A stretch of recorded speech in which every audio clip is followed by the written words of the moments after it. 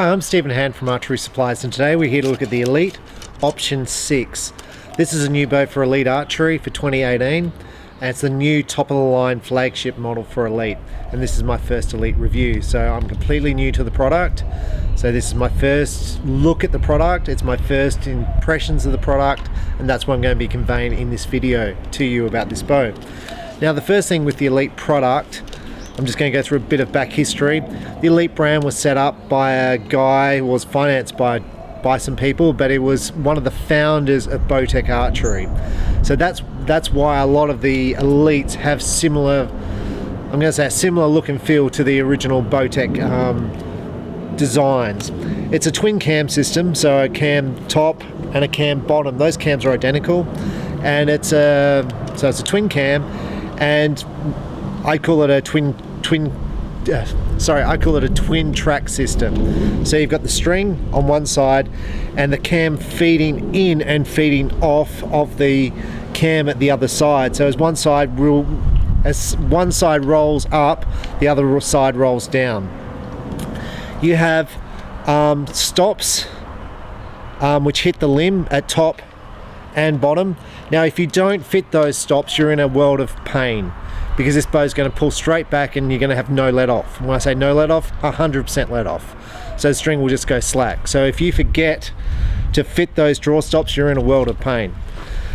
So basically, the Elite product has been around for a number of years. So I'm going to say at least 10 years. It's aimed at the top of the range market. This is not a product for beginners. Elite does not have a product for beginners in the bow range. It's aimed at top of the line archers. They have bows for top of the line target archers and top of the line hunters. The Option 6 is your top of the line hunting bow. Now, it comes in a whole heap of colors, and I think too many colors from my opinion. It comes in, I'm going to get the numbers wrong, 6 camo options. So this is the problem right here. This is, I don't even know what color this is. I'm going to guess real tree. Yeah, okay, so there's a little real tree mark here on the camo. So it comes in 8 camo options. So if you're a shop, to me, the first problem is what color do you pick? Because let's say you pick real tree and the guy wants mossy oak. It's like, I've got to wait for that to be made.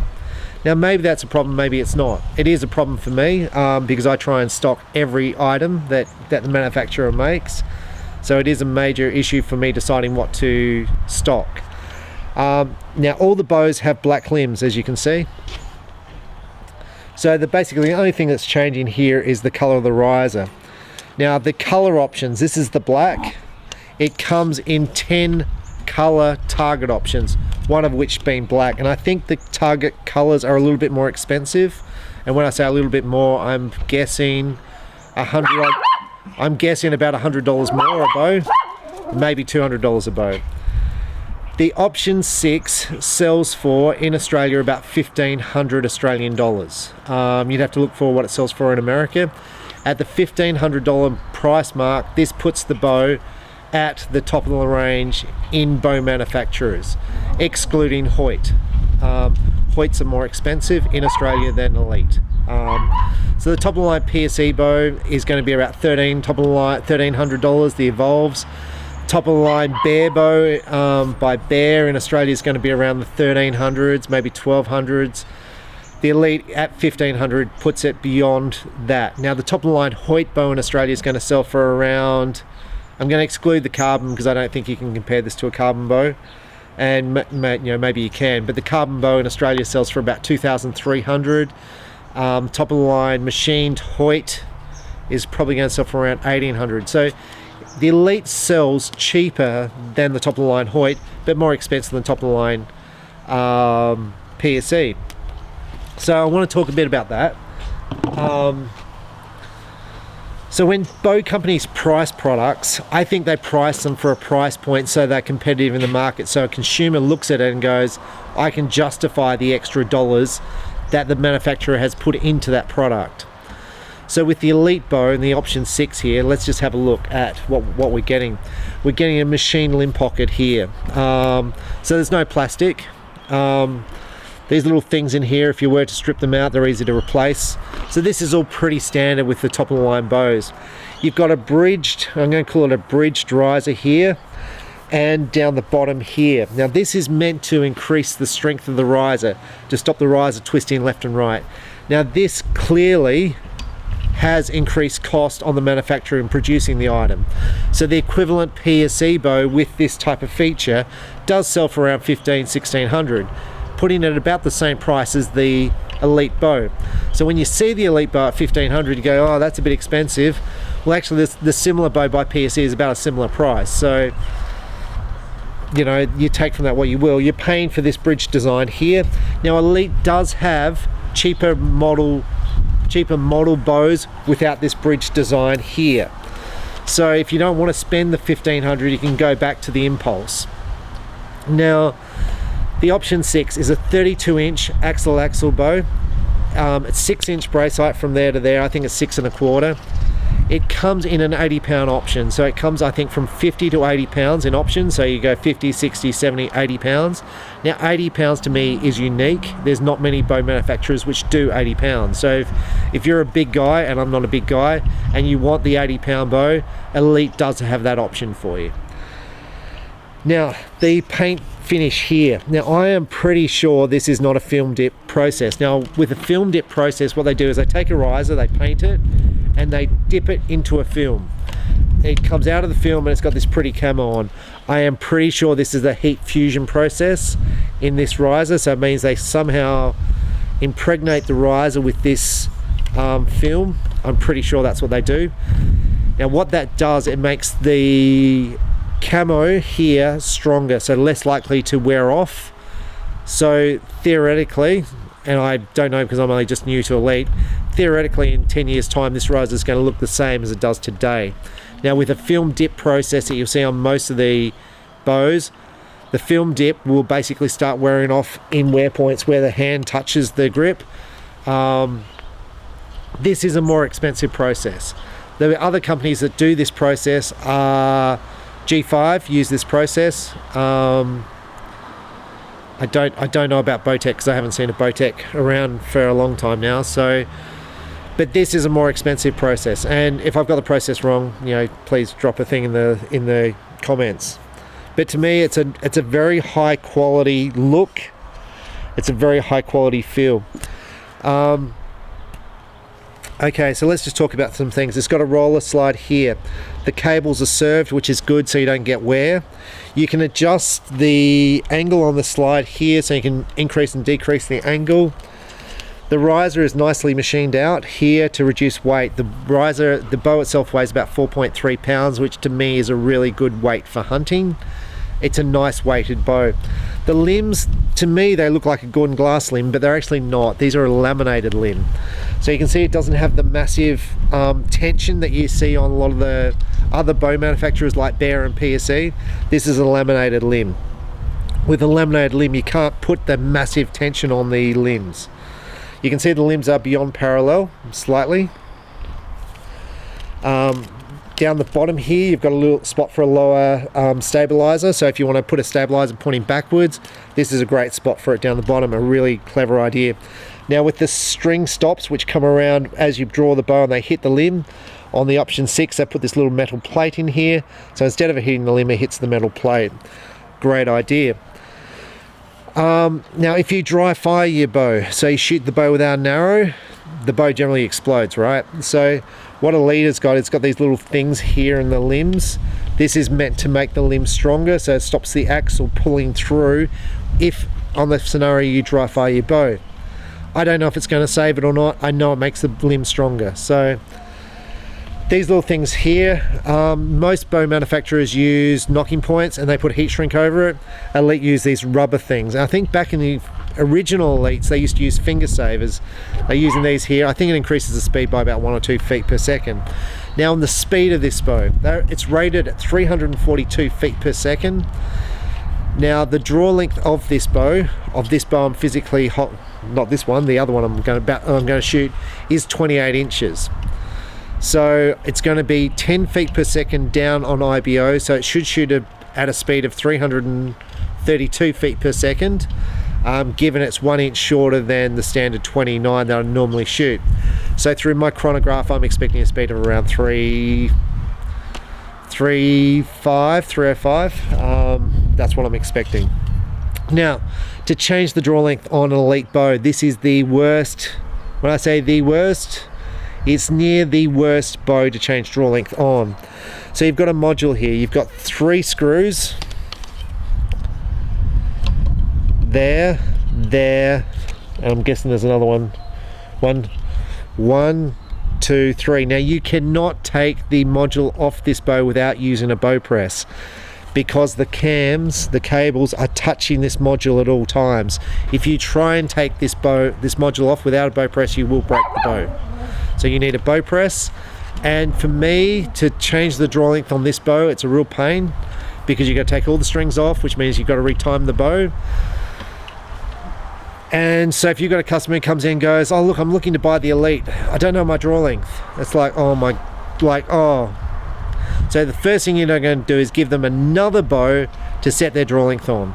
So let's say I'm 28.5, which is what I am normally, but sometimes my draw length is more towards 29 and sometimes more towards 28.5. So for me, I'm going to look at an extra probably half an hour on a build time for an Elite bow over a normal bow, because of the modules. Now the modules for the Elite are actually pretty well priced. In Australia they were selling at about $110 a set. Now I'm selling them, I think they're down to about $60 a set. Yes, that was profit. $60 a set's not bad, but it's the actual time to fit them, because you've got to drop the strings, you've got to put them in a bow press. To put this bow in a bow press, you've got to take the string stops off. To put it all back together, you've got to put the string stop on, you've got to take the cables off, you've got to retime the bow, put the string stops on, and then the customer gets to shoot it. Now, if you're not an experienced bow technician, so if you've got new people working in the shop, that could be up to an hour to complete that process.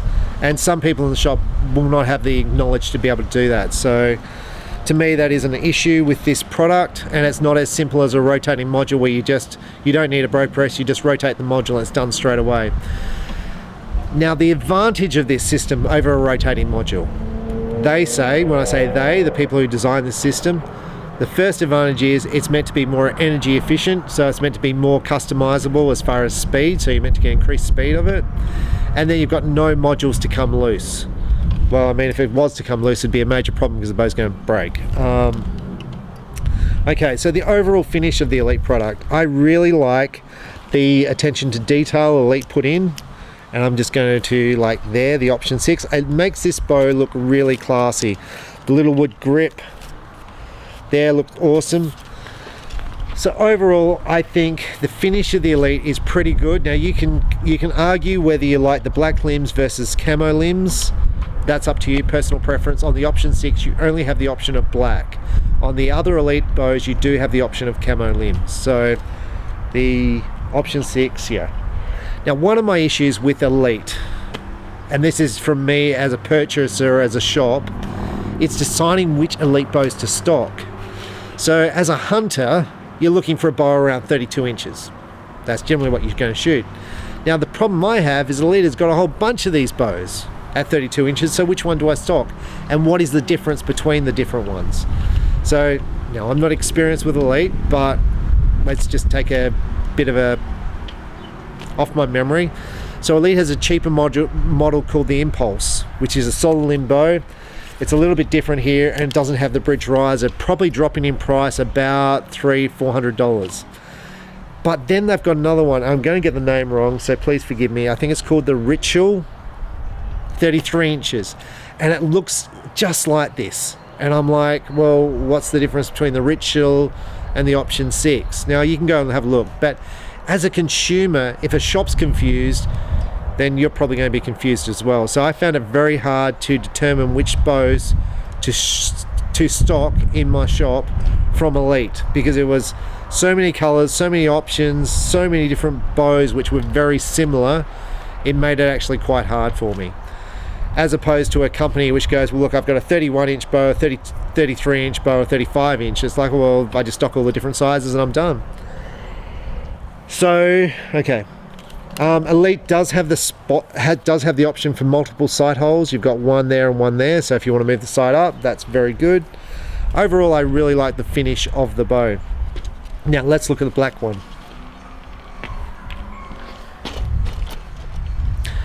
So this is the black option 6, and this is the one we're going to do the test of. Now you can see the finish of it. So with black, you've got various options. You've got like a powder coat option, which is fairly rough, and you've got a smooth option, which is like an anodized dull finish. This is like, it's like a powder coat. I'm going to try and get up real close. So it's rough, but not as rough as some. So it's not flat smooth, but it's not really rough. It's a kind of a cross, which to me feels pretty good. I'm pretty happy with the black, and this is one we're going to shoot the test with. So with that, let's see how this thing draws. And so I've got the bow fully set up at 60 pounds, and like I said, it's got the number 5 module on it, which is 28 inches. So through the chronograph, I'm expecting a drop of speed. So let's have a draw and see what this thing draws like. To me, the strings look pretty good. Now, Elite Archery obviously own a whole bunch of companies. They own Winner's Choice. So I'm going to guess there's a thing on here about Winner's Choice strings. There's a little tag down there about Winner's Choice. Winner's Choice makes strings for a whole bunch of bow companies. Oh, this is one I want to mention too. They have these little tags down here. So you kind of pull it out like this, and it's sort of, you pull it out like this, and it says this bow comes in all these different colors here. So I'm guessing this is, right, so, okay, we'll pull up one tag. You see it's like pretty hard to kind of maneuver into. So it's got a spec sheet, 32 inch axle, brace height 6 inch, sorry, it's 6 inch brace height, not 6 1/4, 4.3, string sizes, center shot, peak weights 50, 60, 65, 70, 80, draw length between 26 to 30 in half-inch increments, and 342 feet per second. This bow is suitable for hunting, field, 3D, and indoor. And it gives you all the different colors it comes in. It's like, I like it, but to me it's a bit hard to pull it out of the little package. I kind of feel like they should be separated. I feel like there should be a little thing here to put a price point on, but maybe you put the price there when you're selling in the shop. But overall, it's a nice little product. I do like the tag. The one thing I would like on Elite is to say what size module is what size draw length. Because if you're in a shop and you go, I want a 28 inch Elite option 6, and you're a shop, you go, well, I don't know what size. It's got number 5 on it. What size do I go to? And I'm like, so then you got to look up the option. You've got to look up the option chart sizes to determine what size draw length this bow is. Now for me, this bow is brand new, straight out of the box, and I'm looking on the bow and there's no indication what size draw length this is on the bow. It's not marked, so I had to look up the chart option for it. It'd be nice if that was in this information booklet, what size module you need for what size draw length, because for a consumer it makes life easier when you go, I want the draw length a little bit longer. And generally a lot of consumers are not that up to looking up stuff. So okay, so first off, let's look at the balance of this bow. You can see it's slightly forward. Now I'm going to guess this is going to shoot pretty well, because when you shoot this bow, I'm going to guess that the pressure you put there on the grip is going to balance this out. So I'm going to guess this bow will have a pretty good shot feel. Now the first thing I notice is the grip. The grip is significantly different to other bows I've shot. Hopefully you can see this. So up here it's kind of narrow, and as it goes down here it becomes wider, so it's kind of like a triangle grip. Really like it. Very nice, comfortable. So in the throat of the grip it's actually quite narrow. Now with the Hoyt that I did a review on last week, I I had a problem with my thumb getting sort of hurt on the edge here. It's not a problem with this bow. You can see it's completely flat at that point, so it's comfortable. The grip on this bow, to me, having not shot an arrow, feels really, really nice. I like the weight, I like the balance, I like the look of the bow. Price point $1,500. Don't like the draw length. I don't like the draw length adjustment. Okay, let's have a draw. So this is 60 pounds. So we're starting off here, and it's solid straight out the. As soon as you start drawing this bow is solid to draw. It's not building up. It's just solid all the way through. So solid, solid, solid. Starting to drop there. Starting to drop, and it just drops off. I'm going to let this thing down. Oh. So the drop off. It's got, I want to say, quite a big valley. You can see it sort of drops off, and the valleys, I'm going to say, that big, but it's actually quite rapid. It feels like a big let off. So I'm guessing it's 80-90% let off, I'm guessing. And does it say it on the tag? No. It's like, this is this stuff you want to know. You want to go, what's the let off?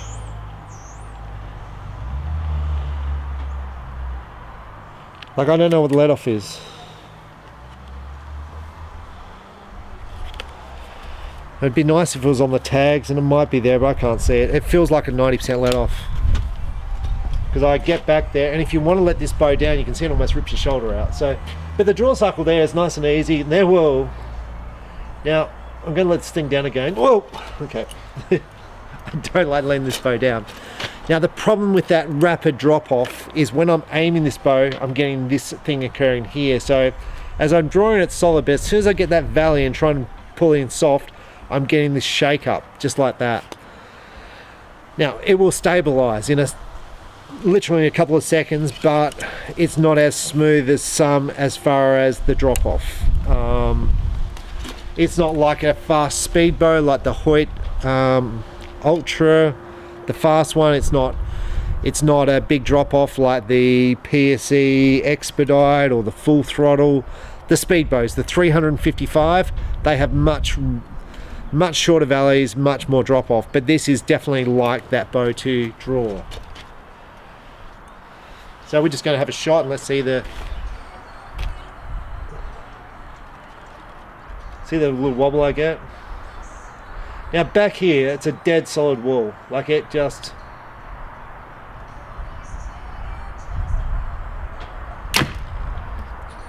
Now in the shot, that is absolutely beautiful. You can see the bow doesn't move in my hand at all when shot. So even though the balance is like that, I'm not getting anything in the shot. The bow is beautiful to shoot. Absolutely beautiful. Like, it's real nice. Well,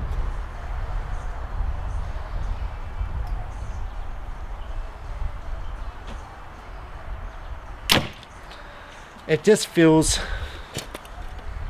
great to shoot. Just before that drop off, that little shake I'm getting, I don't like, but the actual shot, the execution of the shot, flawless. Okay, so we're here to shoot the option 6 through Chronograph. Now, I generally shoot the bows all at 60 pounds at 29 inches. Now, this bow unfortunately is 28 inches, and I didn't realize it until I got it home, and I can't change the draw length because I don't have a bow press. So this should reduce the speed by 10 feet per second according to Elite. This bow is rated at 342, so it makes it 332 feet per second bow. So the chronograph should report the speed at around 305. The arrows I'm shooting at gold tip velocities with a 90 grain point. They're about 29-inch arrow with a pin system. I think they weigh, I use the same arrow in every test. I think they weigh 324 grains per inch. Sorry, 324 grains. But it's the same arrow I use in every test. So let's just see what sort of speed we get.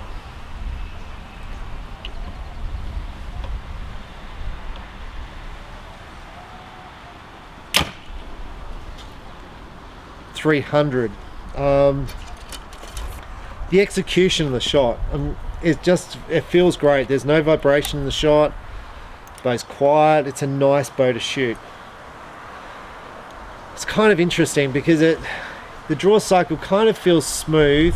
That drop off The drop off at the end feels rapid, so it's kind of a hybrid between a speed bow and a smooth shooting bow.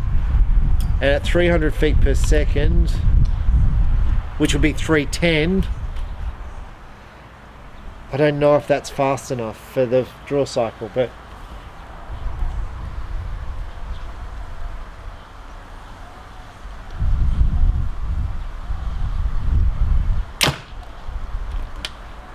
.301, so about 300 feet per second, like I said. So you can take that at 310. I think it's pretty close to what the other bows shoot. So the other bows rated IBO of the same as this, 330 feet per second. I've just done reviews on the Supra Focus. I've just done a review on the Hoyt, the Carbon Hoyt, the RX1. I can't recall what speeds those shot through the chronograph. I know they shot pretty similar speeds. The PSE is rated at 324, I think. And I think the PSE shot a little bit quicker. So, like it's close in the specs.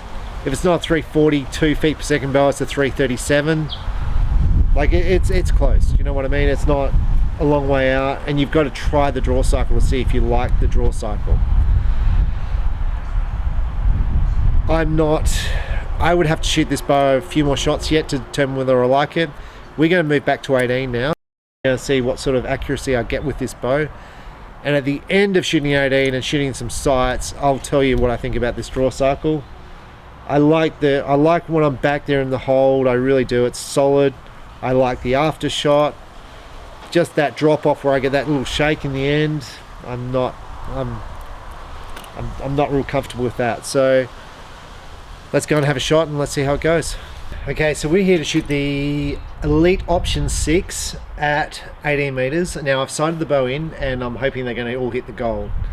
So the first thing I want to talk through is this draw cycle, because when I've shot 4 practice arrows at 18, and when I draw this bow, I normally draw back aiming at the center of the target all the time. And when I draw this back, and as I'm getting to that valley, my sight picture just goes literally off the target. So I want to explain that. So let's just shoot a shot, and I'll draw it back as slow as I can.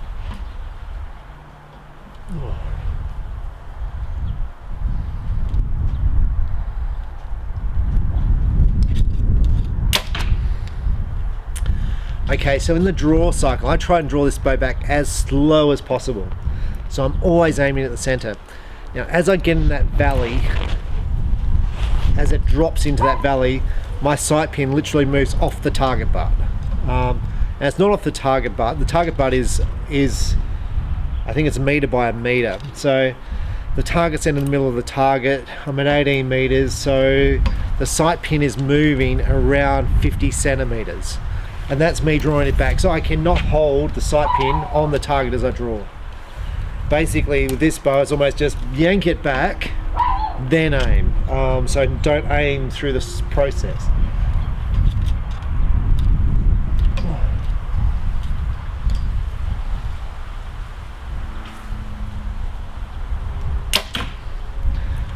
So there was a World Cup thing. This just makes me think of this. This is a World Cup event, and I'm pretty sure, and I could be wrong, that Rio Wild shoots an arrow through a window in an office building behind. I'm pretty sure it was him. So in this draw cycle, I totally understand why he does that. It's not because he wants to shoot the building behind. It's because the draw cycle, I'm not saying it's harsh, but because of the style of it, you're basically moving around. So you may be aiming at the target, and he actually may be aiming high and then bringing it down, but just the whole process of this draw cycle, you cannot keep that sight pin on the target. Now to hit the office building behind, he would have had to be aiming up, but it's not a smooth draw cycle.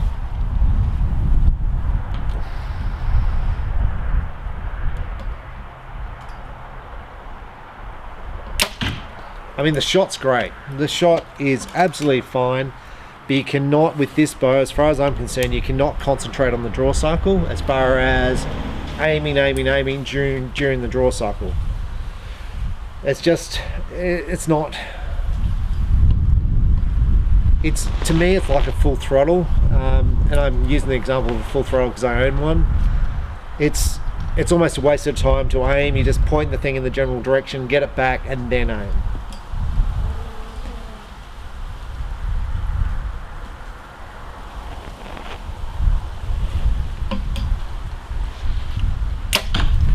Now the shot itself, when I'm back there, it's rock solid. There's a bit of wind around today, but it's when I'm back there, it's great. It's rock solid. I can aim all day. Jesus.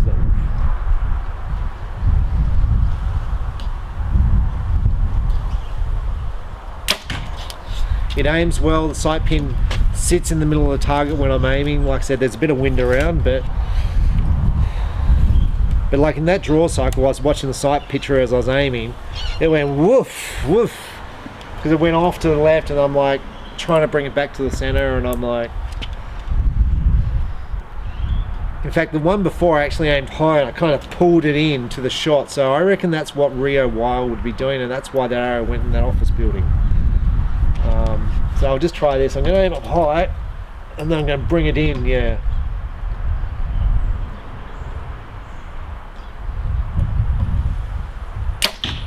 Now I really like the draw. I really like the shot.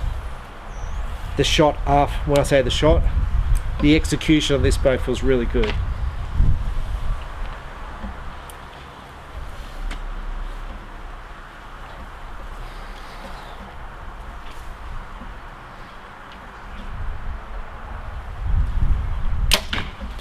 That one wasn't a great shot. I actually aimed 4 o'clock in the 9 when I shot it. I don't know where the arrow went, but I was aimed at 4 o'clock in the 9 when the release head went off.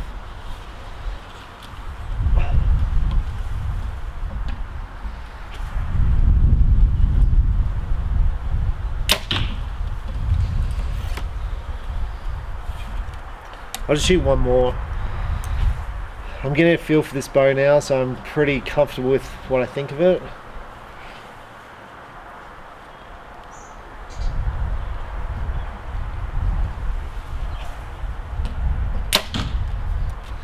That was a good shot. I am still really flustered about the draw cycle because I'm so used to smooth all the way through the draw cycle and aiming the whole way through. So it's just playing with my head a bit. So I'm guessing the groups aren't as good down there, but they may be because I can't really see them. So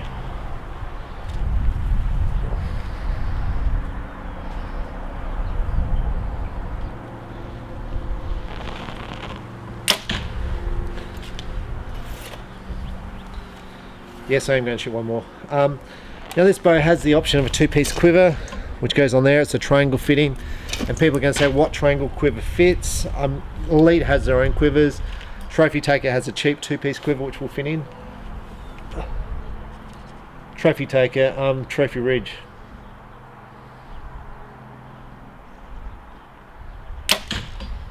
Alright, let's go down and see where those arrows are.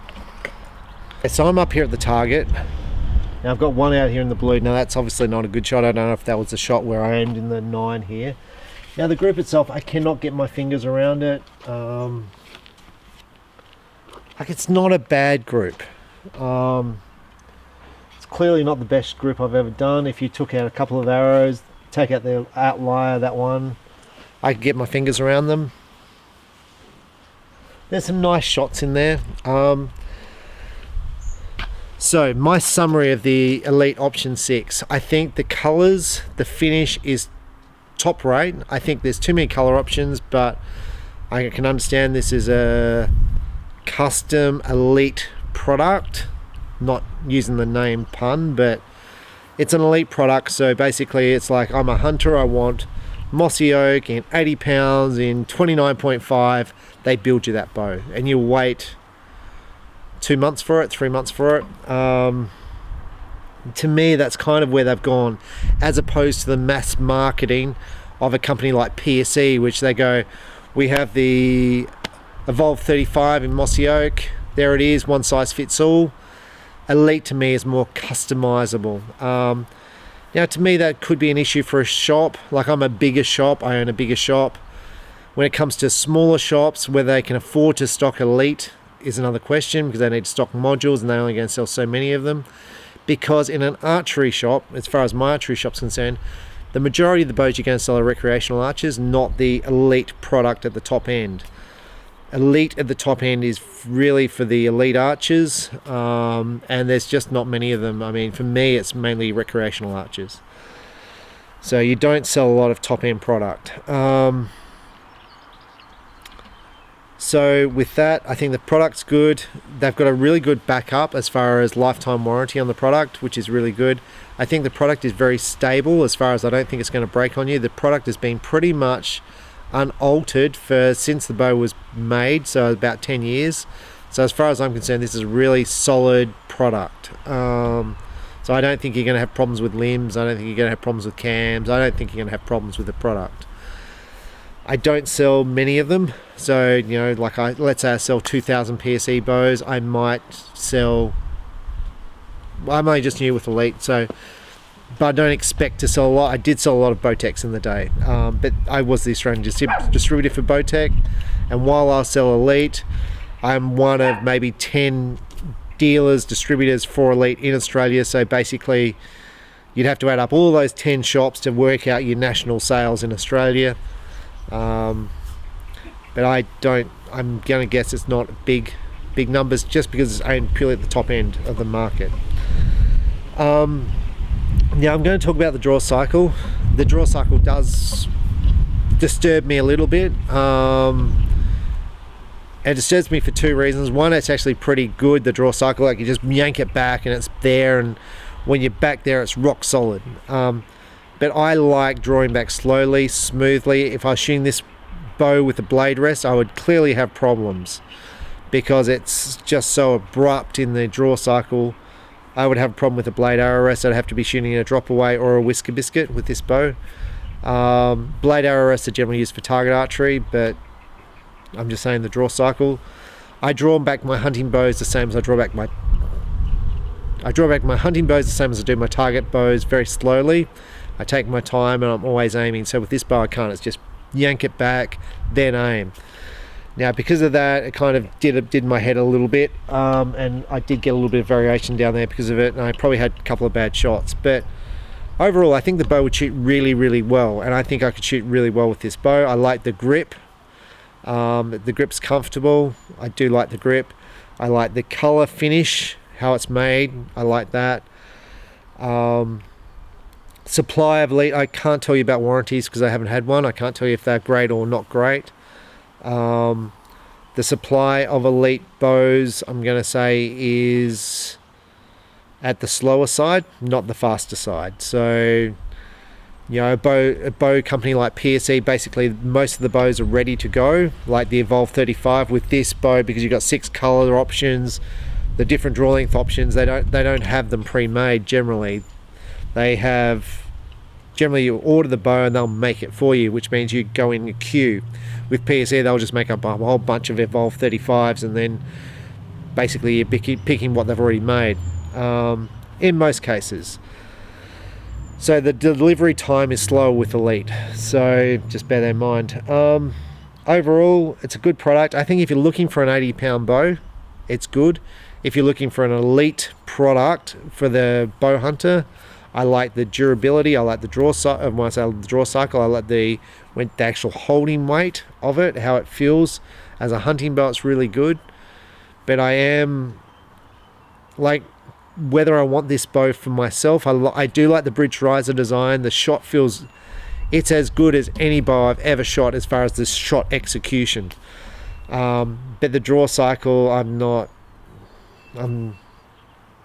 loving. And I understand why it's that, and I'm the same with any speed bow. Like the speed bow, the full throttle, I'm not wrapped in. I tend to prefer the bows that are a little bit slower, that are a bit smoother, just because I find it's more consistent for me. I find that suits my style. But as a consumer, this is stuff you should experiment with. You should go there and shoot a bow which shoots 330s, 340s, 350s, and go, look, that feels good to me. That's what I feel comfortable shooting. So while I say speed is important, It's more the draw cycle versus the speed I'm getting, which is important for me. So I don't want a slow bow that is smooth to draw. I want a fast bow that's smooth to draw. So, but overall, I really like it. I like the things that Elite have done with their stops on their thing. I don't like the changing the draw length on the Elite. That's just horrible. I would like a module chart to come with every bow, just to make it easy for consumers and the shops involved, because most shops don't look up stuff. I think that's about it. I'm Stephen Hand from Archery Supplies. The Elite Option 6. They also do an Elite Option 7, which is going to be the same bow with a 7-inch brace height.